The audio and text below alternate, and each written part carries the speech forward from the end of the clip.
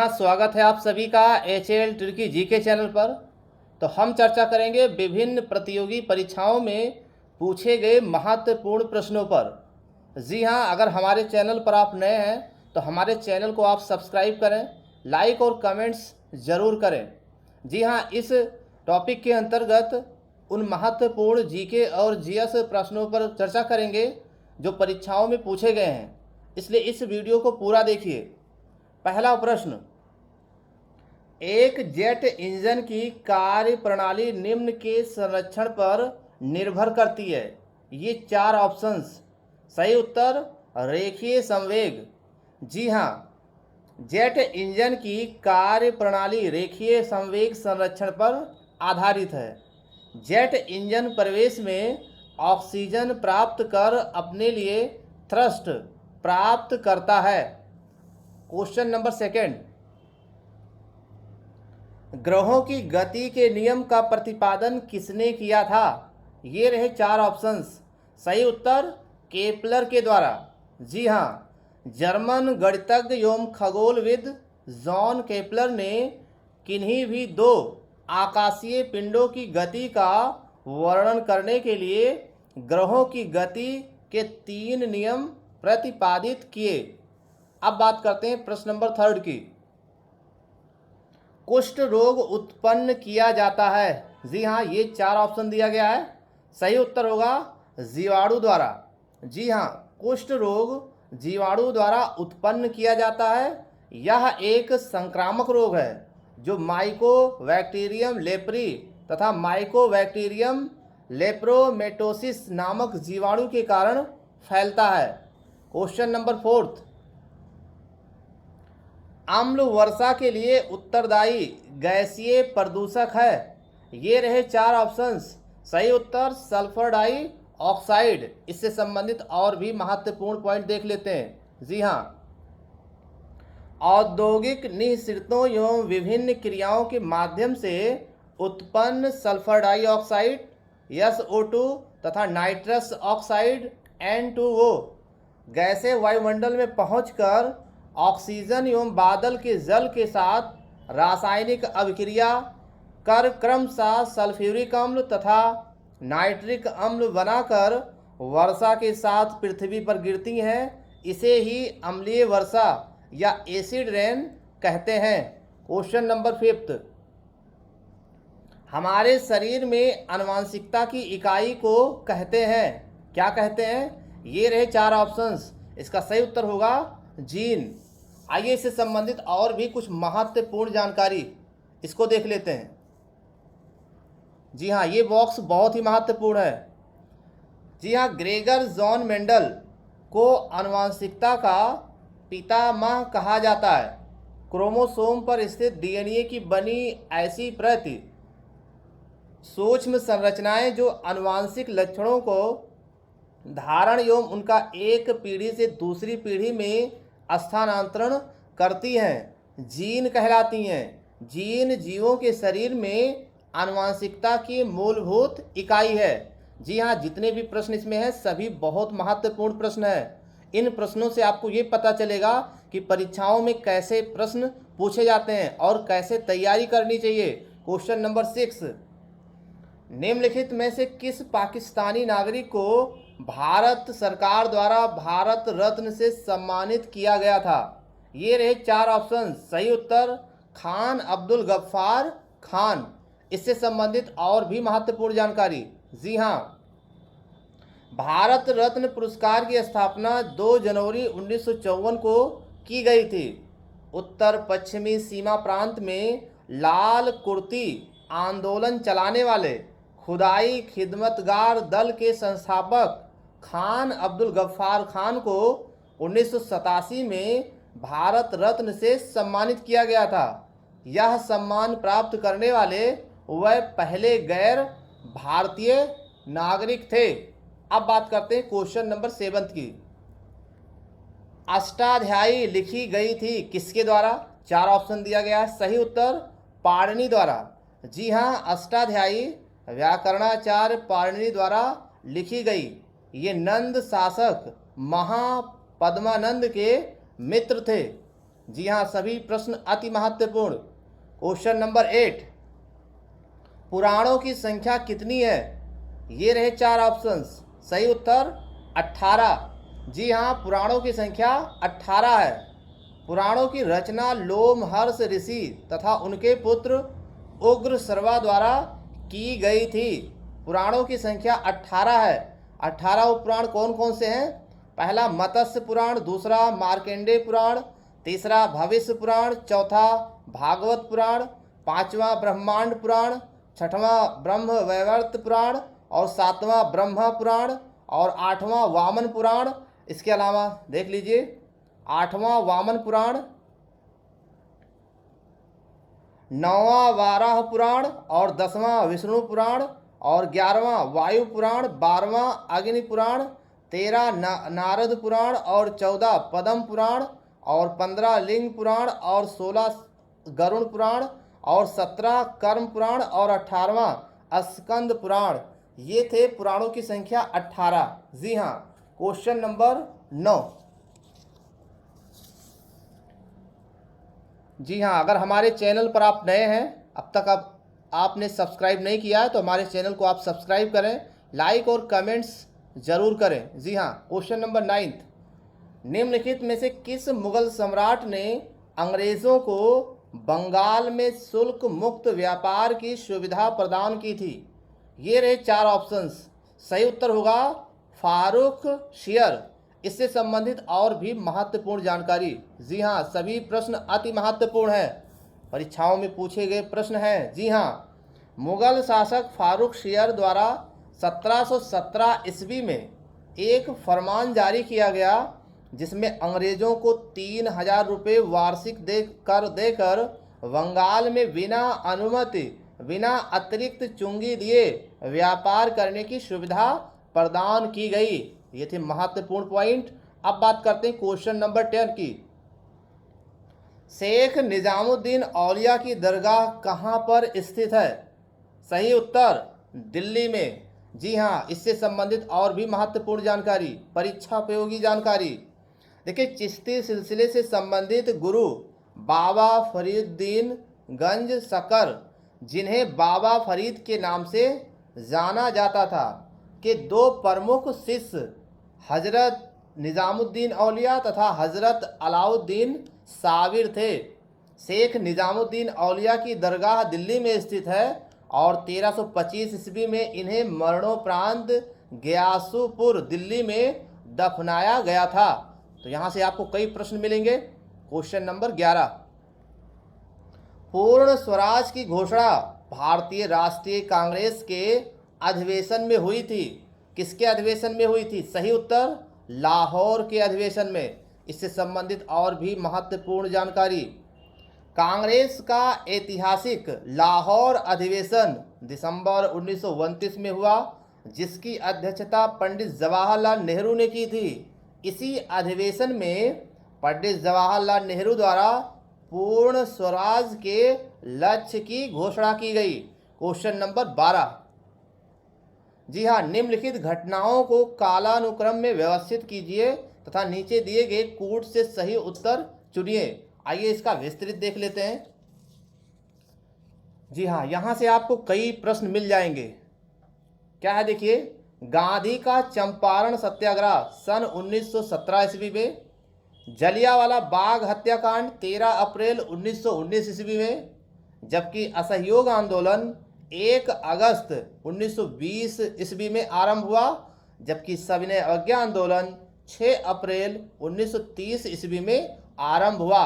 तो यहाँ से आपको 4 प्रश्न मिल रहे हैं। जी हाँ। क्वेश्चन नंबर 13, भारतीय राष्ट्रवाद ब्रिटिश राज का शिशु था, ये कथन किसका था? जी हाँ, इसका सही उत्तर होगा आर कोपलैंड। जी हाँ, भारतीय राष्ट्रवाद ब्रिटिश राज का शिशु था, ये कथन आर कोपलैंड का है। क्वेश्चन नंबर 14, भारतीय उपनिवेश के लिए प्रभुसत्ता संपन्न संविधान सभा के प्रथम अध्यक्ष कौन थे?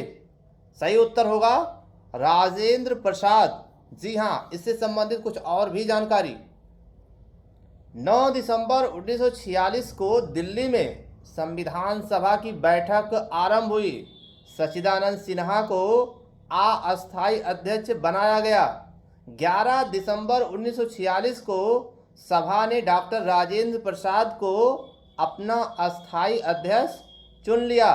भारतीय स्वतंत्रता अधिनियम 1947 के द्वारा संविधान सभा भारतीय अधिराज्य के लिए संप्रभु संविधान सभा घोषित की गई तथा तत्कालीन अध्यक्ष राजेंद्र प्रसाद ही थे। अब बात करते हैं क्वेश्चन नंबर 15 की। जी हाँ, मुस्लिम लीग द्वारा पाकिस्तान का प्रस्ताव पारित किया गया था। कब पारित किया गया था? सही उत्तर मार्च 1940 ईस्वी में। आप भी गेस करते रहिए। महत्वपूर्ण बिंदु, मुस्लिम लीग का लाहौर अधिवेशन 22 से 24 मार्च 1940 को हुआ, जिसकी अध्यक्षता मोहम्मद अली जिन्ना ने की थी। इसी अधिवेशन में पाकिस्तान का प्रस्ताव पास किया गया, जिसके तहत भारत का विभाजन कर एक पृथक मुस्लिम राष्ट्र पाकिस्तान की मांग की गई। Question number 16। निम्नलिखित में से किस अधिकार को डॉक्टर वी.आर. अंबेडकर द्वारा संविधान का दिल एवं आत्मा कहा गया था? ये रहे 4 ऑप्शंस। इसका सही उत्तर हो जाएगा संवैधानिक उपचारों का अधिकार। यहाँ से देख लीजिए, संवैधानिक उपचारों का अधिकार। जी हाँ, संवैधानिक उपचारों के अधिकार को डॉक्टर बी.आर. अंबेडकर ने संविधान का दिल एवं आत्मा कहा है। ये बॉक्स भी देख लेना बहुत जरूरी है, बहुत कीमती बॉक्स है। भारतीय संविधान की उद्देशिका को संविधान की आत्मा कहा जाता है। सुभाष कश्यप ने कहा है कि संविधान शरीर है तो प्रस्तावना उसकी आत्मा, प्रस्तावना आधारशिला है तो संविधान उस पर खड़ी अट्टालिका। Doctor VR. अंबेडकर ने अनुच्छेद 32 अर्थात संवैधानिक उपचारों के अधिकार को संविधान की आत्मा कहा है। उनका कथन है, यदि मुझसे पूछा जाए कि संविधान में कौन सा विशेष अनुच्छेद सबसे महत्वपूर्ण है, जिसके बिना यह संविधान शून्य हो जाएगा, तो मैं इसके सिवाय किसी दूसरे अनुच्छेद का नाम नहीं लूँगा। ये संविधान की आत्मा है। Question number 17। भारत के संविधान के किस अनुच्छेद में उसके संशोधन की प्रक्रिया दी गई है? अनुच्छेद, ये 4 ऑप्शन दिए गए हैं। सही उत्तर 368। जी हाँ, इससे संबंधित और भी महत्वपूर्ण जानकारी, कॉन्सेप्ट क्लियर करें। जी हाँ, भारतीय संविधान के भाग 20 के अनुच्छेद 368 में संसद को संविधान एवं उसकी व्यवस्था में संशोधन की शक्ति प्रदान की गई है। अनुच्छेद 368 3 प्रकार के संशोधनों की व्यवस्था करता है। पहला, संसद के साधारण बहुमत से। दूसरा, संसद के 2/3 बहुमत से। तीसरा, राज्य के विधानमंडल की स्वीकृति से। ये है कॉन्सेप्ट। अब बात करते हैं क्वेश्चन नंबर 18 की। भारतीय संविधान के किस अनुच्छेद के तहत सर्वोच्च न्यायालय भारतीय नागरिकों के मौलिक अधिकारों की सुरक्षा करता है? ये रहे 4 ऑप्शंस। सही उत्तर 32, अनुच्छेद 32। जी हाँ, कॉन्सेप्ट क्लियर करें। अनुच्छेद 32 के तहत सर्वोच्च न्यायालय तथा अनुच्छेद 226 के तहत उच्च न्यायालय मौलिक अधिकारों के उल्लंघन की स्थिति में उपचार प्रदान करते हैं। क्वेश्चन नंबर 19 की बारी। जी हाँ, सभी प्रश्न अति महत्वपूर्ण हैं। जी हाँ, क्वेश्चन नंबर 19 देखिए। भारत का राष्ट्रपति राष्ट्रीय आपात की घोषणा कर सकता है यदि खतरा है। तो ये 4 ऑप्शन दिए गए हैं। इन चारों ऑप्शंस में सही उत्तर बताना है। इसका सही उत्तर क्या होगा, देखते हैं। इसका सही उत्तर हो जाएगा ऑप्शंस डी। जी हाँ, यहाँ से समझना क्या है आपको, ये बॉक्स के अंतर्गत इस चीज़ को समझिए। संविधान के भाग 18 में, जी हाँ, 10, 5, 15 और 3, 18। जी हाँ, संविधान के भाग 18 में अनुच्छेद 352 से 360 तक आपातकालीन उपबंध उल्लिखित हैं। भारत का राष्ट्रपति अनुच्छेद 352 के तहत राष्ट्रीय आपातकाल की घोषणा कर सकता है यदि युद्ध, बाह्य आक्रमण या सशस्त्र विद्रोह की स्थिति या उसका खतरा उत्पन्न हो। 1978 के 44वें संविधान संशोधन द्वारा आंतरिक अशांति शब्द को सशस्त्र विद्रोह शब्द से विस्थापित कर दिया गया। तो ये है कॉन्सेप्ट उस प्रश्न का। क्वेश्चन नंबर 20, निम्नलिखित में से कौन सा नीति निदेशक तत्व है? ये रहे 4 ऑप्शंस। उत्तर होगा सामान्य आचार संहिता। समान आचार संहिता ये नीति निदेशक तत्व है। इससे संबंधित और भी महत्वपूर्ण जानकारी, नीति निदेशक तत्व के अंतर्गत समान आचार संहिता अनुच्छेद 44 का उल्लेख किया गया है, जबकि प्रेस की स्वतंत्रता अनुच्छेद 19(1) ए, धर्म की स्वतंत्रता अनुच्छेद 25 से 28 तथा विधि के समक्ष समानता अनुच्छेद 14 मूल अधिकारों के अंतर्गत आते हैं। जी हाँ, क्वेश्चन नंबर 21, टर्की का कौन सा नगर पश्चिम का द्वार कहलाता है? सही उत्तर इस्तांबुल। जी हाँ, टर्की का नगर इस्तांबुल पश्चिम का द्वार कहा जाता है। इसे 7 पहाड़ियों के शहर के नाम से भी जाना जाता है। इस्तांबुल का विस्तार यूरोप और एशिया दोनों महाद्वीपों में है। क्वेश्चन नंबर 22, फॉकलैंड द्वारा प्रवाहित होती है। ये 4 ऑप्शन दिए गए हैं। अर्जेंटीना के पूर्वी तट के सहारे फॉकलैंड धारा प्रवाहित होती है, अर्जेंटीना के पूर्वी तट के सहारे। जी हाँ, महत्वपूर्ण प्रश्न है, इसको जरूर देख लीजिए, पूरा देख लीजिए। दक्षिण अमेरिका के पूर्वी तट के सहारे फॉकलैंड धारा दक्षिण की ओर से आती है। ये दक्षिण अटलांटिक महासागर में चलने वाली ठंडी जलधारा है। ब्राज़ील धारा और फॉकलैंड धारा का मिलन अर्जेंटीना के तट पर होता है, अतः अर्जेंटीना के पूर्वी तट के सहारे फॉकलैंड धारा प्रवाहित होती है। क्वेश्चन नंबर 23, जी हाँ, प्रश्न नंबर 23, निम्नलिखित में से कौन सा युग्म सुमेलित है? जी हाँ, आइए इसको देखते हैं। यहाँ से आप सुमेलित कर लीजिए, यहीं से आपको कई प्रश्न मिल जाएंगे। साइप्रस की राजधानी निकोसिया, लेबनान की राजधानी बेरूत, टर्की की राजधानी अंकारा और यूक्रेन की राजधानी कीव। बहुत महत्वपूर्ण। क्वेश्चन नंबर 24, बोस्पोरस जल संधि जोड़ती है, किसको किससे जोड़ती है ये बताना है। सही उत्तर काला सागर एवं मरमारा सागर को बोस्पोरस जल संधि जोड़ती है। आइए इसका कॉन्सेप्ट क्लियर करें। जी हाँ, बोस्पोरस जल संधि काला सागर एवं मरमारा सागर को जोड़ती है। ओट्रांटो जल संधि एड्रियाटिक सागर तथा भूमध्य सागर को जोड़ती है। कर्च जल संधि काला सागर और अजो सागर को जोड़ती है। क्वेश्चन नंबर 25, विश्व में पेट्रोलियम का सबसे बड़ा उत्पादक है। ये दिया है 4 ऑप्शंस। यहाँ से देखिए, यहाँ से सही उत्तर होगा सऊदी अरब। जी हाँ, इस बॉक्स को देख करके आप इसका कॉन्सेप्ट क्लियर करें। देखिए, प्रश्नकाल के दौरान यानी जब प्रश्न पूछा गया था उस समय पेट्रोलियम का सबसे बड़ा उत्पादक देश सऊदी अरेबिया था, लेकिन वर्तमान में इंडियन मिनरल ईयरबुक 2018 के अनुसार विश्व के सर्वाधिक पेट्रोलियम उत्पादक 4 देश क्रमशः हैं। इस बॉक्स को देखिए। जी हाँ, यहाँ से आप कॉन्सेप्ट क्लियर करें। जी हाँ, देश यूएसए वर्ष 2017 उत्पादन मिलियन टन में 600 मिलियन टन, सऊदी अरेबिया दूसरे नंबर पर 562 मिलियन टन और रूस 546 मिलियन टन और ईरान 234 मिलियन टन। ये वर्ष 2017 का आंकड़ा है। क्वेश्चन नंबर 26, जी हाँ, भारत ने अपना 100वां क्रिकेट टेस्ट मैच खेला था किसके साथ? तो इंग्लैंड के साथ खेला था, लेकिन इसमें ऑप्शंस में दिया ही नहीं है। आइए इसका कॉन्सेप्ट देखते हैं क्या है। जी हाँ, ये कॉन्सेप्ट क्लियर करें। भारत ने अपना 100वां अंतर्राष्ट्रीय टेस्ट क्रिकेट इंग्लैंड के विरुद्ध 1967 में 1967 में खेला, जिसमें उसे 132 रनों से हार का सामना करना पड़ा। हालांकि भारत को टेस्ट क्रिकेट इतिहास में अपनी 6वीं जीत श्रीलंका के विरुद्ध एक पारी और 144 रनों से मिली, जो कि कानपुर में खेला गया था। तो ये है कॉन्सेप्ट इसका।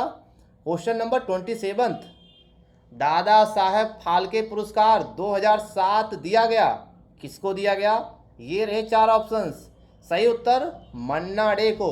जी हाँ, दादा साहेब फाल्के पुरस्कार 2007 मन्ना डे को दिया गया था, जबकि वर्ष 2018 का दादा साहेब फाल्के पुरस्कार अमिताभ बच्चन को दिया गया। यह पुरस्कार भारतीय सिनेमा का सर्वोच्च पुरस्कार है। क्वेश्चन नंबर 28, सितंबर 2009 में सुनामी द्वारा सैकड़ों लोगों की मृत्यु हुई थी। कहां पर हुई थी ये बताना है। सही उत्तर सिमोवा द्वीपों में। जी हां, 29 सितंबर 2009 को दक्षिणी प्रशांत महासागर में भयंकर सुनामी आई, जिसमें समोआ द्वीप तथा टोंगा सबसे ज़्यादा प्रभावित हुआ। क्वेश्चन नंबर 29, डूरंड कप 2009 का विजेता कौन है? इसका सही उत्तर हो जाएगा मोहन बागान। जी हाँ, फिर से देख लेते हैं। डूरंड कप 2009 का विजेता कौन है ये बताना है। सही होगा चर्चिल ब्रदर्स। जी हाँ, इसका सही उत्तर क्या होगा? Churchill brothers. आइए इसका कॉन्सेप्ट देखते हैं। डूरंड कप भारत की सबसे पुरानी प्रतियोगिता है, फुटबॉल प्रतियोगिता है। प्रथम प्रतियोगिता 1888 ईस्वी में हुई थी और डूरंड कप 2009 का विजेता चर्चिल ब्रदर्स था। चर्चिल ब्रदर्स ने मोहन बागान को 3-1 से पराजित किया था, जबकि 2019 का डूरंड कप विजेता गोकुलम केरल है। क्वेश्चन नंबर 30, अंटार्कटिका में भारत द्वारा निर्माणाधीन नए शोध स्टेशन का नाम क्या है ये बताना है। इसका सही उत्तर हो जाएगा भारती। आइए इसका और भी कॉन्सेप्ट क्लियर करें। जी हाँ, भारत ने दिसंबर 1983 में अंटार्कटिका महाद्वीप पर भू संरचना, मौसम, पर्यावरण, जीवाश्म, खनिज आदि के परीक्षण हेतु एक अस्थायी मानवयुक्त केंद्र दक्षिणी गंगोत्री स्थापित किया। दिसंबर 1988 में भारतीय शोध केंद्र मैत्री की स्थापना की गई। भारतीय मार्च 2012 में अंटार्कटिका में भारत द्वारा स्थापित तीसरा अनुसंधान केंद्र है। वर्तमान में मैत्री और भारतीय अनुसंधान केंद्र ही सेवा में हैं। तो ये थी कुछ महत्वपूर्ण जानकारियाँ। हमारे वीडियोज़ अगर आपको पसंद आए तो लाइक और कमेंट्स ज़रूर करें। बहुत बहुत धन्यवाद।